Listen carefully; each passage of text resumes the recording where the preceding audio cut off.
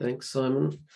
Okay, please nod if you can see my screen and it's the right way around. Excellent. I can still see the chat, so let's keep that. I'll keep that open, and we'll keep that. Hopefully, make it as interactive as possible. Actually, let's start with some interactivity, perhaps. So, will help me judge who we have in the room. So please do type in the chat if you know what this logo is. I'll give it a few seconds. It may not resonate with the younger audience.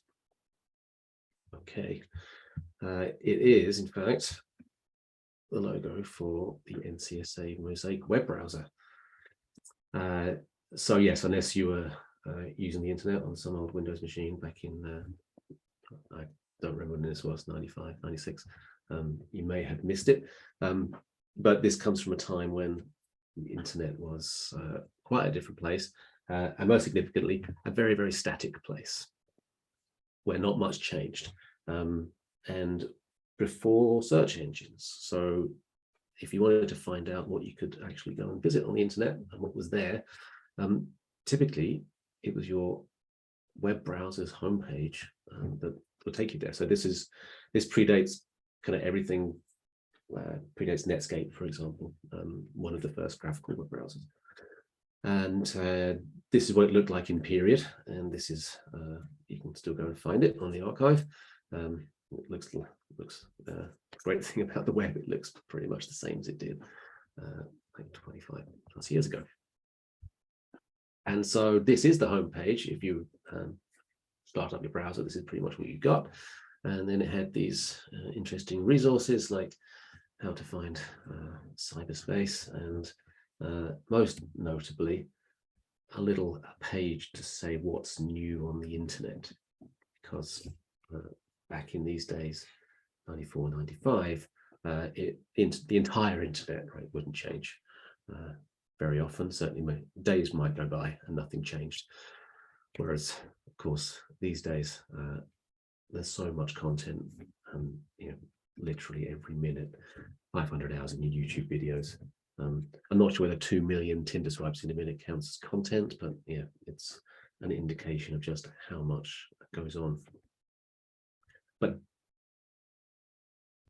back when Mosaic was a thing, here's an example page from the 1st of May 1994 with a few new websites appearing, and this was me. So I've been writing web applications for a very long time. None of them very good, but I have managed to more or less keep up with technology trends along the way. So that's my self-indulgent intro. My name is Liam Crilly. I work for NGINX, have done for the last 7 years now, and in my current role, I'm leading a team for an open source project called NGINX Unit. So that's what I'll be speaking about mostly, but we'll also try and put it in context of the NGINX that you probably have heard of before I talk about the newer project we have here with Unit. Now,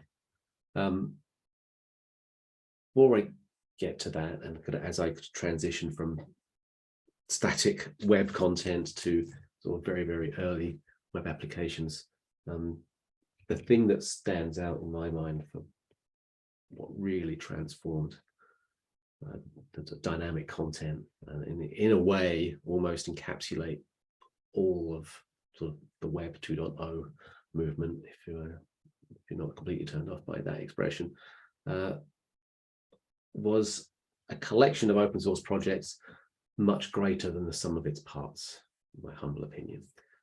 And no great surprise, I'm talking about Linux with Apache, MySQL, and of course PHP. And so the LAMP stack actually technically was available in 1995. MySQL, PHP, I think first versions of that came out in 95. Linux had been around for a little while. Apache was transitioning away from the NCSA HTTP daemon to Apache around about the same time. All these pieces were there. And of course, it's one of the greatest hits of the web altogether, and certainly one of the sort of greatest hits of the open source community. Has delivered what it enabled and what things were built on this amazing set of technologies. So, of course, Wikipedia, WordPress, which is still like CMS of choice for probably 3/4 of the market. Slack is on the LAMP stack. Facebook's first version was LAMP stack. Drupal's LAMP stack. It's just phenomenal. Of course, it evolved, but even though the individual building blocks existed in '95, it took a decade until the term was coined and sort of the interest and adoption. So it wasn't really until about 2005 that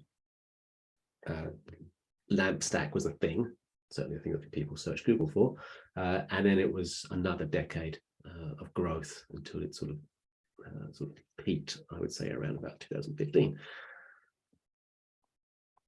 So interesting, it's been a long journey, and things evolved along the way.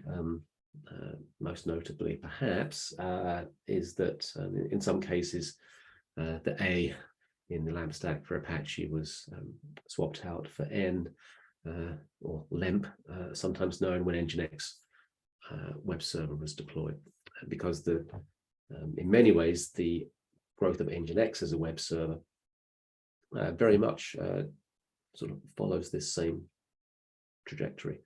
Let me put that in context. It was around about 2001-ish when we're seeing the web growing at a great rate, that this guy, Igor Sisoyev, was working as a sysadmin, but these days you probably call him an SRE for a web portal company. And he was running a bunch of Apache servers, and they were struggling with the scale of the concurrent load that was seeing at this stage of growth. It was explosive sort of home use of the internet really came to the fore, 2001, 2002. And he wrote some patches for Apache. He wrote a couple of modules, I think, for Apache, and ultimately gave up and decided that he would needs to be solved a different way. And that was the problem to be solved: how to get a great number of concurrent users on a single web server. And I'll look just briefly at how he did it. Now, my favorite analogy for a web server is that it's like playing a game of chess with unknown and often very random opponents. So a client arrives and wants to play chess. It's a web page. The web server has to accept that move and respond in turn. That client might make more moves or not, with an unknown delay between each one. If it's over HTTP2, then we might get multiple moves in one go. The client may not play by the rules. We have to make the best of that, those invalid moves, or reject them. But really, you need to be sort of very generous in accepting what the client wants to do. And then when the client's finished playing chess with us, and they probably won't tell us that they're finished, they'll just kind of hang around and just not make any more moves. It's a kind of difficult thing to do. And even more so, the client might not be playing chess with us at all. It might be playing with a remote system behind us, and we're a proxy, in which case we have to interpret both the client's moves and the origin's moves.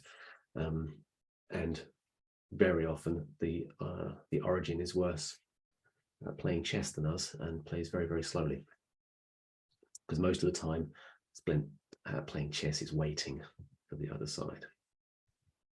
And this is how web servers used to play chess. Allow me the analogy a little further. We have our program. It has the board and the rules of the game and the pieces. It knows how to play chess. And for each incoming request from a client, we make a copy of the program, we fork the program, and we handle that exclusively within each copy of the program. And this is very fast by dedicating a copy of ourselves to each client, but it doesn't scale very well, and it's quite expensive in terms of system utilization, in particular memory. But we often tie up lots of other system resources, file descriptors and other stuff along the way. And so what Igor did, his approach to playing chess, was to just have one copy of the program, one rules of the game, one set of pieces, but lay out multiple playing boards in a space. So like a grandmaster playing an exhibition tournament of chess, we wait until something happens. And when the client opens a connection, we'll deal with it. When we read some bytes off the network, we deal with it. When we're pulling some bytes off the disk to serve a web page, then we do that. And when the operating system is ready to send us some more, we'll pull some more. But the key point is NGINX never waits. It's event driven. So when something happens, we deal with it and we go round and round and round this event loop, waiting for events to take place. And we can therefore handle far greater number of clients and soak it all up with using very little system resources. And that's not strictly true, because we do have multiple copies of ourselves, but we typically have multiple processes, and then we can pin those to CPU cores, which creates really effective scaling. And that's allowed, the combination of these things is what's allowed NGINX to generally take over from Apache for high performance, high concurrency, high throughput environments. And these are the primary innovations that we enjoy. So there's that asynchronous event loop, which is much more efficient, allows us to do more with less. We have the CPU scaling, so the multi-process architecture, so not multi-threaded, multi-process, gives us near linear CPU scaling. So if we go from 2 cores to 4 cores, we'll basically double the amount of traffic we can deal with. And then the ability to reload our configuration without interruption. And again, this uses the multi-process architecture. So we create a new copy of the worker processes that will handle the traffic with a new configuration, let the old processes deal with the remnants of the existing games in play, and then they'll tear themselves down at the end.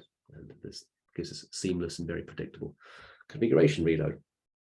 So these great things have led NGINX to become more and more popular as a web server, and latterly as a reverse proxy and software load balancer, to the point where overtook Apache in 2019 sometime to become the most popular web server on the internet, and kind of been hovering around mid 30% mark since then. Perhaps actually a more useful metric is that of the busiest sites on the internet, so the 10,000 busiest by volume, by traffic, most popular websites, a far greater number, more like 44-45%, actually use NGINX. So the busier the site, the more likely it is to be using NGINX to handle all that traffic. And so putting that in context of the LAMP stack, I guess, and the sort of web application landscape. This is the LAMP stack, sort of organized roughly from top to bottom in terms of what's supporting what in terms of handling a request. But the thing I wanted to really point out here is that what really matters is the code. It's the code that has all the value. That's where we're creating value. That's where we're creating something new, something valuable. Everything else in this stack is in support of the code. Everything else is just infrastructure, and that's it's having this. So what the LAMP stack did is it gave us this really well understood, well supported in the community, a very safe bet in terms of you weren't being very risky choosing this set of technologies to build web applications. It was obviously latterly became tried and tested, but it was a comfortable place to go. And if we just sort of, as things kind of moved on a little bit, yes, we've got the load balancer run wherever it is that's sort of between us and the internet. The web server reverse proxy could be any number of things, not just Apache and NGINX, but a bunch of others. Then we've got the code, and latterly some things like Ruby on Rails, and then latterly the frameworks became sort of the primary concern of the developer. Certainly the data stores got abstracted away, very much so by the web frameworks. So it might be MySQL, it might be another great, it's spawned a bunch of great projects, MariaDB, for example.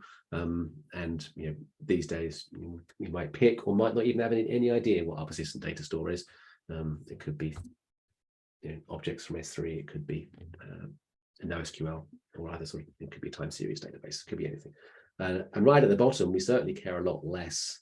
We're no longer really running Linux servers very often directly. Sure, we want the Linux kernel, we want it to run effectively, but this stuff is more commodity. What the developer cares about mostly is the code, their choice of framework, and certainly kind of what happens to web requests when they come in. This has also started to become a bit confusing. So it used to be simple, as usual. We have our sort of load balancer in front of our application, and it's got two jobs. That's all. It has to get traffic to the right thing. And if we've got a multiple application environment like we have here, it just needs to send traffic to the right place. But really, its main job is to ensure high availability. Load balancing is a nice term, but really all it's doing is make sure when you send traffic to the application, it's actually up and healthy. If you've got more than one to choose from, make a good choice. But above all else, don't send it to something that's down. So a load balancer's job is very, very simple. But we've seen this part of the infrastructure sort of fragment initially with an outer security layer, where we'll do, maybe we were doing TLS offload when that was an expensive thing to do. Maybe we're handling authentication, doing our web application firewall kind of closer to the, as close to the client as possible. So our application environment inside our protected network is more secure. And then we'll have a reverse proxy or a balancer inside doing traffic routing and the high availability between any multiple services we have there. And this is a great model, especially as it allows separation of concerns. We can have a security team take care of a very static config at the edge, and our application teams can take care of what they need to do, whether they're adding routes or messing about with headers or whatever else is needed to make the application run really well. And the evolution of this ended up becoming, certainly in sort of API gateway kind of use cases, a Microgateway where the team itself would operate the gateway and their application environment, and that suits the sort of DevOps practices and deployment CI/CD really, really well. But you end up with plethora and explosion of network infrastructure, reverse proxies everywhere, which is great, unless you need to keep a sort of consistent configuration, or a security team wants to control it as well, and then it's really painful. I think probably the ultimate view of this is with Kubernetes clusters, where you've got an ingress controller, which is, guess what, a load balancer, right? So it's doing the routing, it's doing high availability. But the question of who's responsible for managing the ingress controller is even more complex. And fundamentally, if you need this reverse proxy item to be helping deliver your application, it starts to get messy and makes my head hurt. What I want to propose is that we need to stop defining our application behavior in multiple places. Certainly stop having multiple teams control different bits of the application behavior if we need to have some behavior managed in a load balancer and some in a reverse proxy and some in an ingress controller.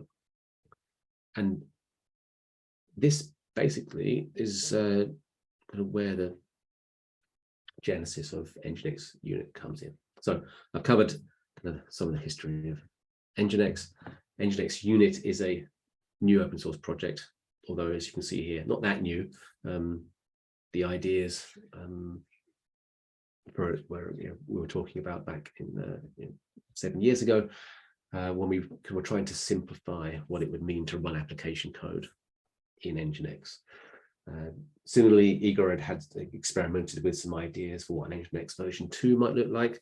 And these two kind of ideas or thought processes combined to form what we now know as NGINX Unit. As you can see, version 1 was back in 2018. So it's not actually new. We've done 28 releases now, and we call it the Universal Web App Server, because it can do 3 different jobs. It can serve static assets, just like a web server. It can run application code natively without any other additional components.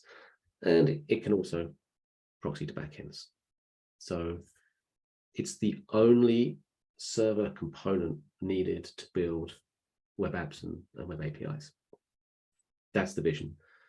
Deliver a complete web application with few moving parts, and then benefit from the homogeneity that presents when you can configure your application from the network port all the way through to the runtime in one place, in one config. It gives you an awful lot of benefits. And it's not based on NGINX, it's derived from NGINX. So the architecture is evolved, and there were some explicit design goals that went into this. Firstly, we didn't want to create yet another configuration language or syntax. We wanted to pick an open standard for that. We wanted reconfiguration to happen in situ, so in the running process, without having to have another copy of ourselves to take the new config, and through an API as well. And thirdly, we wanted to decouple the network port from the routing from the applications, so we could have a really, really flexible routing system, more flexible than NGINX provides, which is very heavily predicated on being a web server. And so this is how Unit plays chess. Again, we've got a multi-process architecture. We've got the main process, which is the thing that starts things up and just tears things down again. The controller process is accepts configuration changes and makes them, applies them, and it applies them to the router process. So there's only one router process, but this time it's multi-threaded, and this makes for the real-time configuration to be a lot easier. And inside the router process is the familiar asynchronous event loop. So fundamentally, Unit plays chess the same way as NGINX, but it also has one more trick up its sleeve, because it manages application processes as well. So it prototypes the applications that it can run. It then manages the process to execute them. And it does all this controlled by the main Unit daemon. And so what this means is we can present a simpler application stack for running web applications. And we natively support currently 7 different languages. We'll focus on PHP in just a moment. And that includes, of course, all of these web frameworks across all of these different languages, all of which are documented extensively on our website. And so if you have a good experience running your web application, your PHP application, and you want to have a similar experience as Ruby on Rails or Node or Golang, then you can. It's the same config, it's the same routing. We'll see some of those benefits in a moment. So PHP, and I'd love to get any input on here if we disagree with these challenges, or there's some that I haven't thought of. I've occasionally hacked about with PHP, but I'm by no means a PHP developer. One of the main challenges is we have to serve a combination of static content and dynamic content. And it's much more efficient if we have a web server serve the static stuff and leave PHP runtime to do the dynamic content. But that tends to lead us to have a web server configuration full of matching rules, rewrite directives and configuration that splits the processing at the web server. Should it go to PHP process, or should it go and find a file on the disk? So that's something that needs to be sort of continually monitored and evolved as we build and grow a web application. It can be challenging to run TLS at the runtime. And I don't mean at necessarily at either you deploy your certificates to the web server. If you want end-to-end TLS without any interference on the host, that's a challenge. And then that becomes something which is different depending on which web technology you're using. With a PHP application, you have to configure both the web server and PHP and your process manager. So there's numerous things that need to be done and that you need to be expert in order to have a good experience and have that application run effectively at scale and in production. And then there's the issue of, if you're deploying your PHP application in containers, you've got the challenge of, well, now I've got multiple daemons, and Docker doesn't really like me having multiple daemons in one container, and I have to do some workarounds to make that work. All of these can be solved with NGINX Unit. A few features. No, scrap the features. Let's go into a demo. So one of the big differences that people notice when they start using NGINX Unit is the configuration experience is completely different to NGINX. So anything you know about NGINX, bar a couple of terms, you can throw away.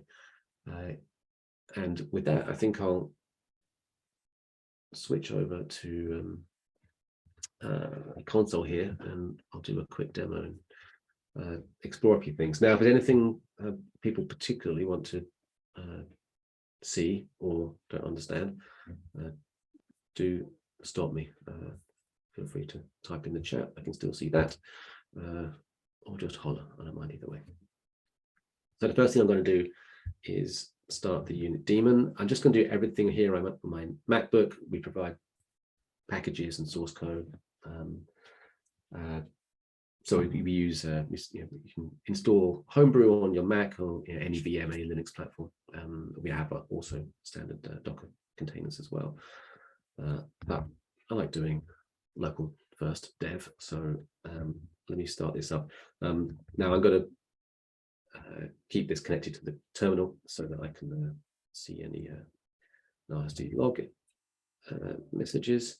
And the final thing I'm going to do is tell Unit that I'd like to configure it on port 8080. By default, this would be a Unix socket for security, but for convenience, I'll use a HTTP interface.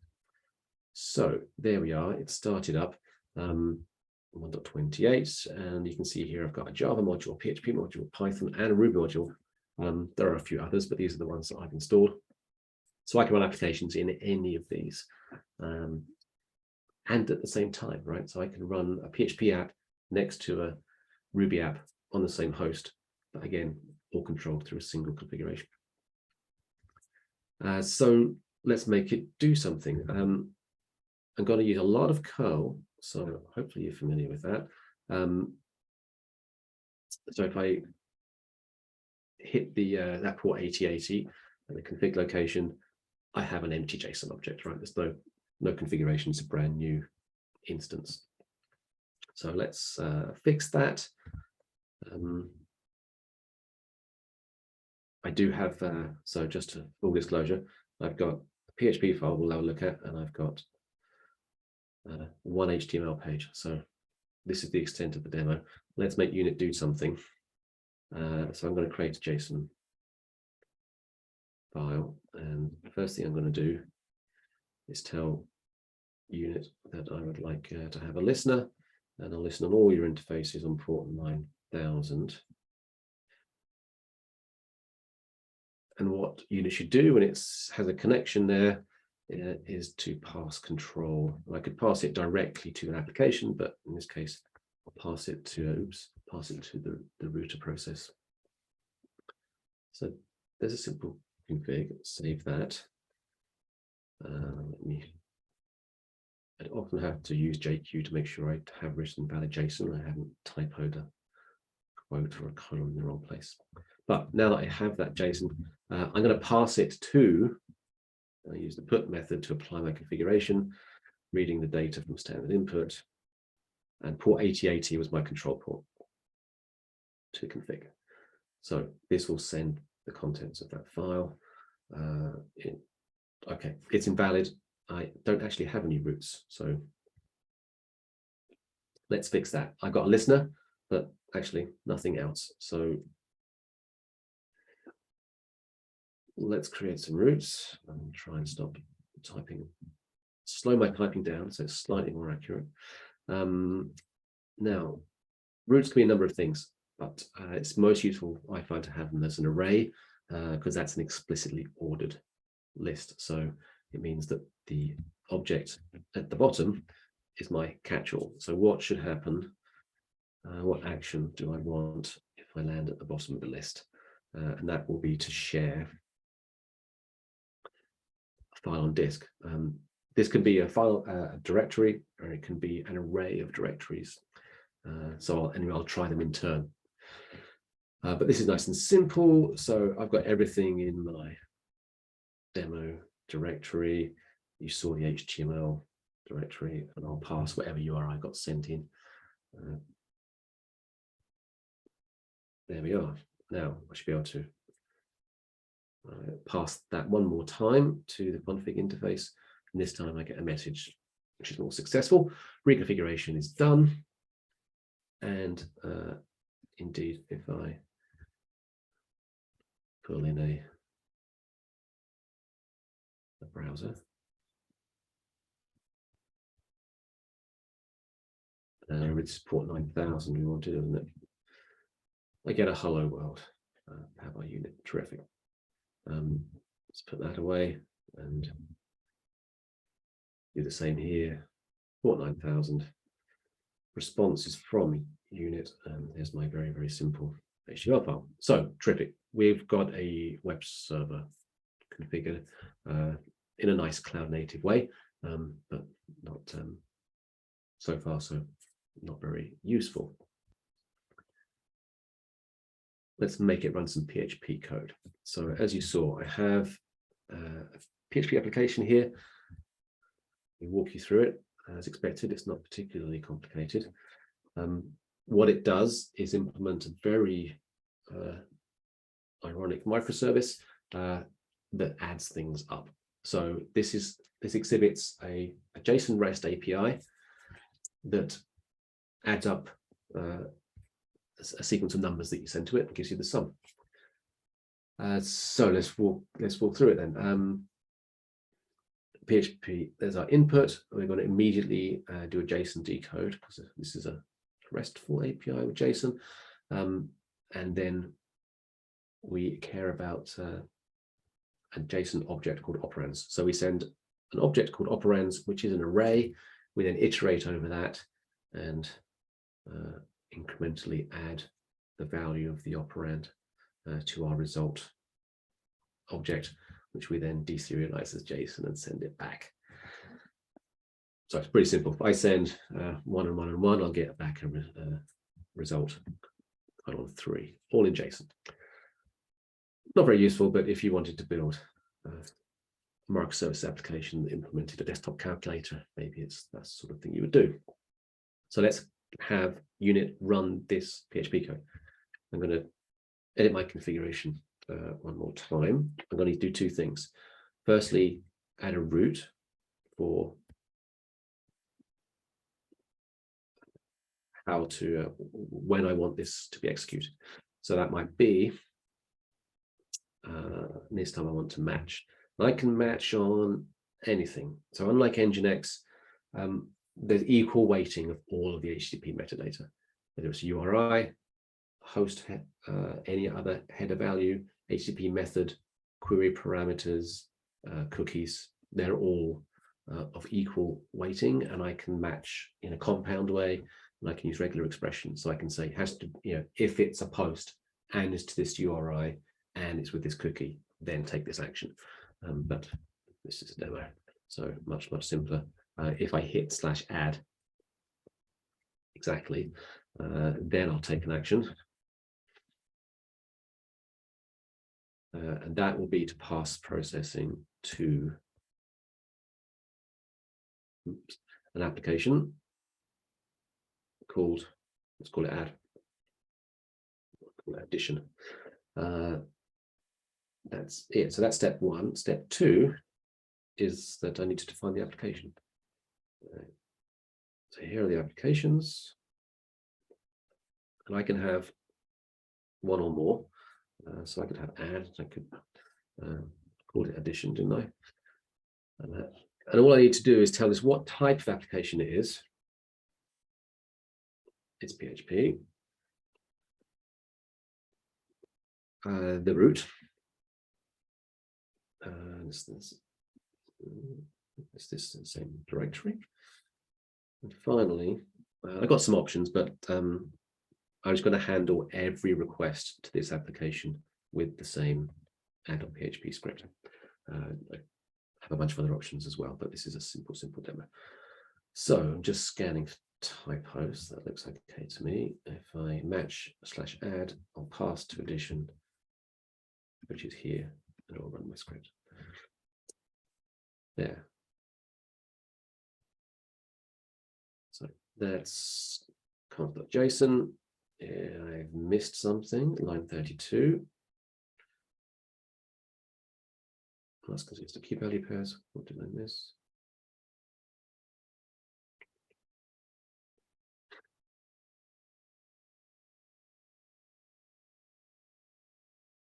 I've got too many brackets.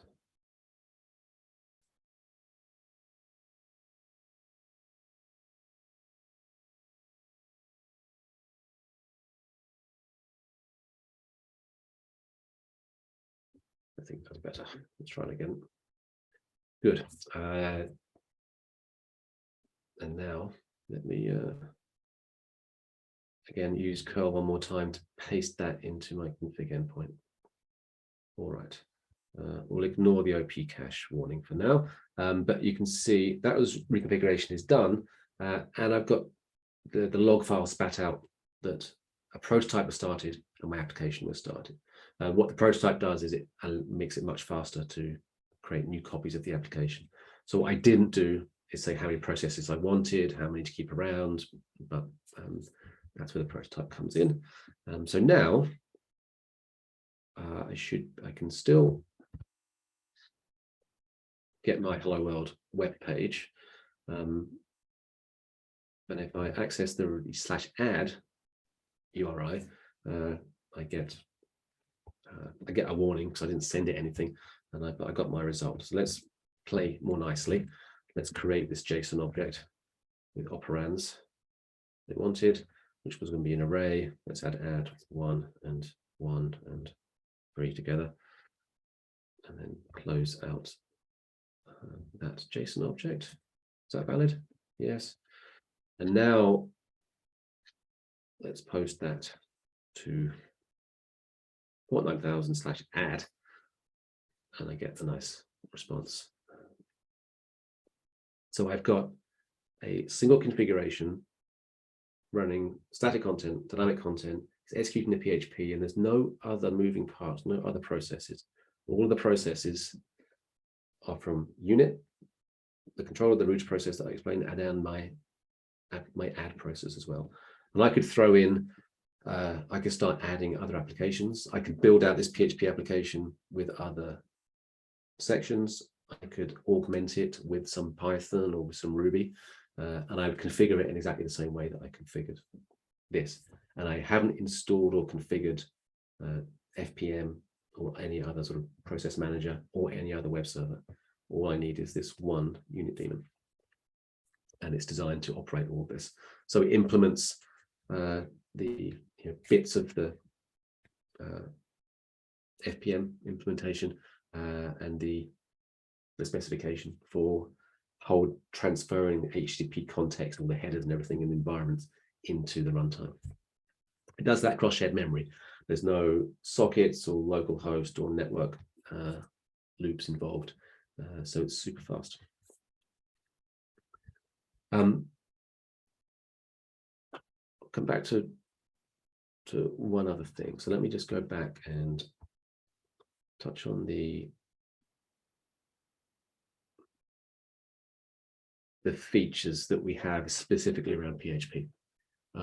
So we've got two different execution modes. You saw me use script, so all requests be handled by this PHP file, but we can also let Unit select the PHP file based on the URI, and we can configure if there's an index, what that index should be.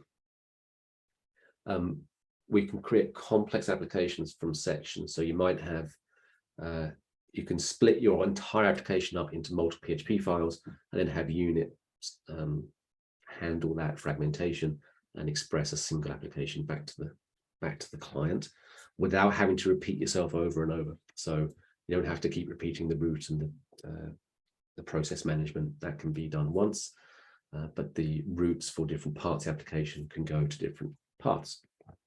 And we've got PHP ini support as well. So we can specify where that is, override values in it, and we support both the admin mode and the user mode, what can be modified at runtime or by the application and what cannot. The process management is built into Unit. I was running a very naive demo with a single process that will scale as far as a single process will go, but we can specify the maximum number of processes that this system can adequately support. We can reserve a number of idle processes. So I always want to have 10 idle processes so that I don't have to spin up new ones when I need them. And we can clean them up if we end up with excessive processes beyond what we've reserved to be idle. And before I go on, I touched on the Docker challenge when you've got multiple daemons. So as you can see here, I didn't have to install FPM. If this was in my Docker image, this would be the process list. The main process for Unit would be PHP-1 in my container, and everything else would be spawned from it. So my entry point into the container is simply execute the Unit daemon. And I can, let me kill that one down. I do have a WordPress demo, given it's the archetypal PHP application. The Docker file for this actually copied from, I pulled it from our own PHP Docker image. That takes care of most of it. This section is entirely from the WordPress preamble, which ends here. And so all I've had to add basically is pull down WordPress, copy in the Docker WP config file, and that's it. Everything else comes from our own image. So I bring that up again. Oops, I've got one Unit instance here. I'm listening on port 8080 for config, so I can take a look at what a WordPress config looks like. So remember, this is no longer on my local laptop, it's using the same port. And I've got one, let me just run through it. List on port 80, pass everything to roots. Here's my array of roots. So we do some matching on startup PHP, so you can see wildcard matching here, and anything starting WP admin. And if I match on that, I pass it down to this WordPress application, and it's a target inside that application. So that's passing it to direct. And if we fall through to the default route, then we'll try and share the URI from WordPress directly. And if that fails, we'll fall back and we'll pass it back to WordPress. So we'll try a different way of sending it to WordPress. And so inside my WordPress application definition, I say that it's type PHP, but I've got two targets. The direct one, which basically looks for a PHP file within the URI got sent, or if it's something, if I fell through, I'll try and handle it with something called index.php. And that's kind of everything I need. If I go pull up my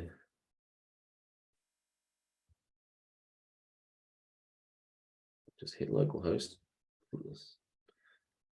bootstrapping. So here, running a WordPress, the default WordPress Hello World site on a very, very simple Docker image.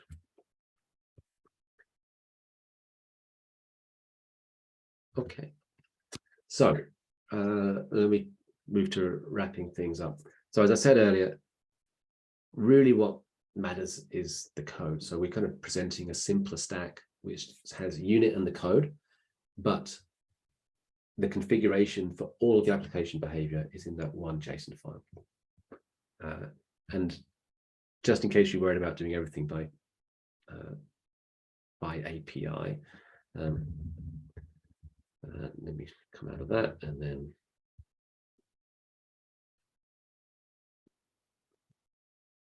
oh yeah.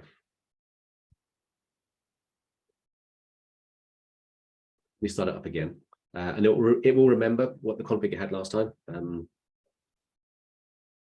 So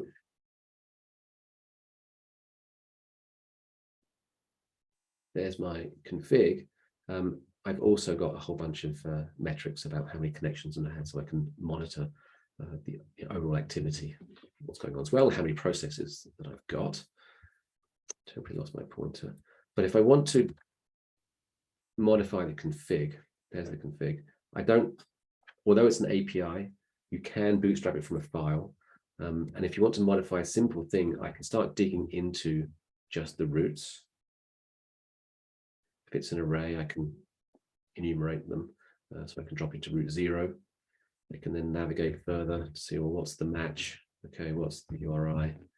And then I can do things like, well, I just want to change that little bit, right? So let's say it should be sum instead of add.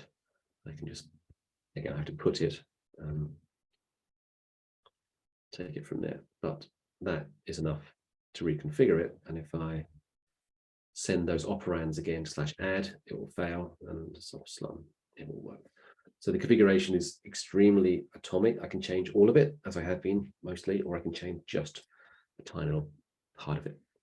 And so that's what we want to sort of give this high fidelity control over each of these. These big blue things are the big major objects in the configuration, but it's a very consistent way of configuring.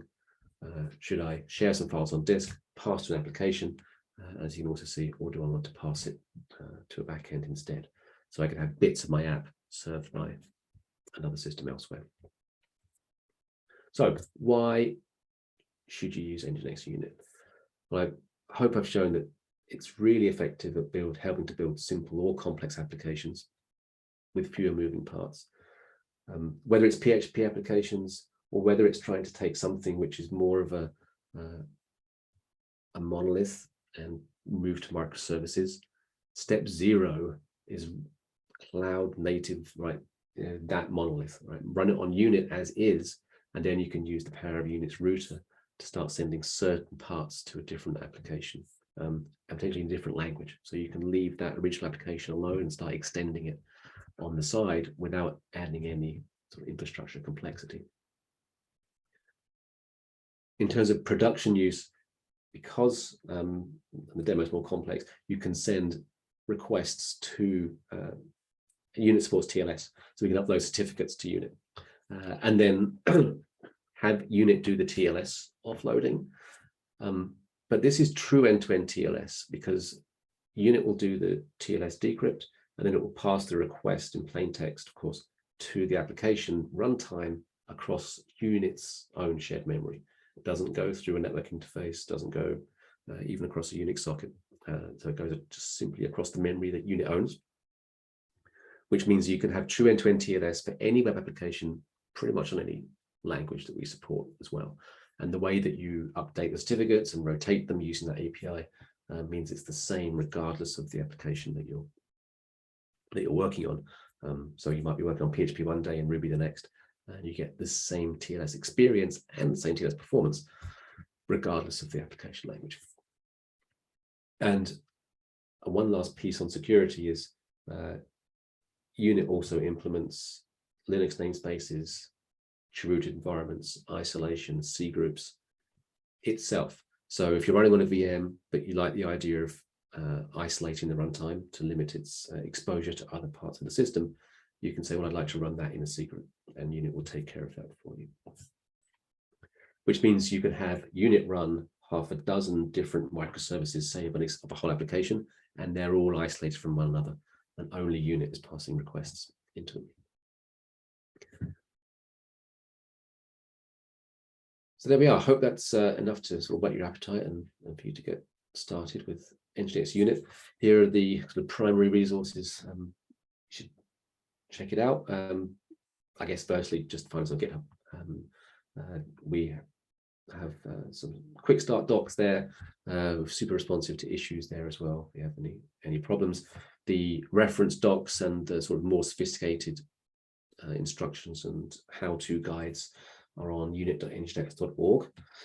And we've also got an active mailing list, and we run an NGINX community Slack workspace. So you can find us there as well in the Unit users, or I think it's actually now called the NGINX Unit channel.